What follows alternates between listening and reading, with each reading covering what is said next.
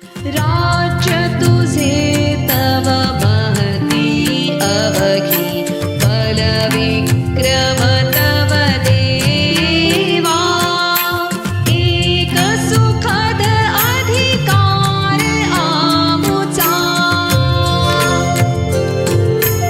एक सुखद अधिकार आमुचा की करीचे तव सेवा मंगल चिंतन मंगल दर्शन मंगल तव गुणगान.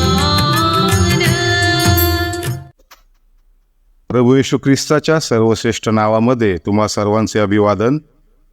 पवित्र शास्त्र बायबल नवा करारमधील मत्तई याने लिहिलेले शुभवर्तमान याचा अध्याय 15 आणि वचन 36 आणि 37 मध्ये आपण असे वाचतो.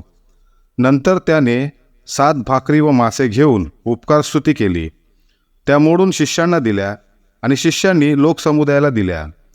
मग ते सर्व जेवून तृप्त झाले आणि त्यांनी उरलेल्या तुकड्यांच्या 7 पाट्या भरून घेतल्या.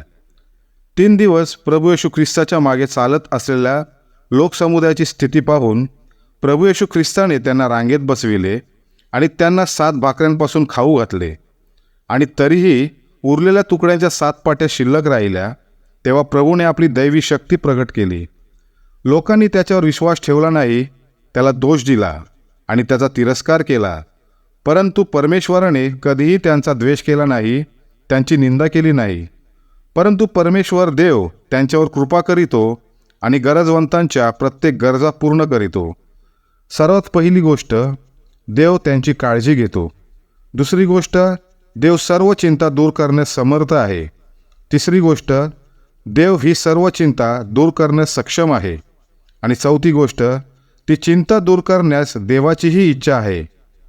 ठीक अशा तऱ्हेने प्रभू येशू ख्रिस्त पापी मनुष्याला त्याच्या पापापासून, पापाच्या परिणामापासून आणि पापाच्या शिक्षेपासून वाचविण्यास चिंतित आहे, समर्थ आहे, सक्षम आहे आणि तो इच्छुकही आहे.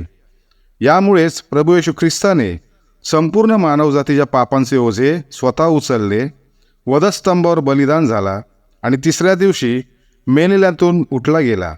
आणि यावरून त्याची दैवी शक्ती प्रकट होते. प्रभू येशू ख्रिस्तावरील विश्वासाने तुमचे देखील तारण व्हावे, हीच आमची तुमच्यासाठी देवाजवळ प्रार्थना आहे. आमेन. धन्यवाद.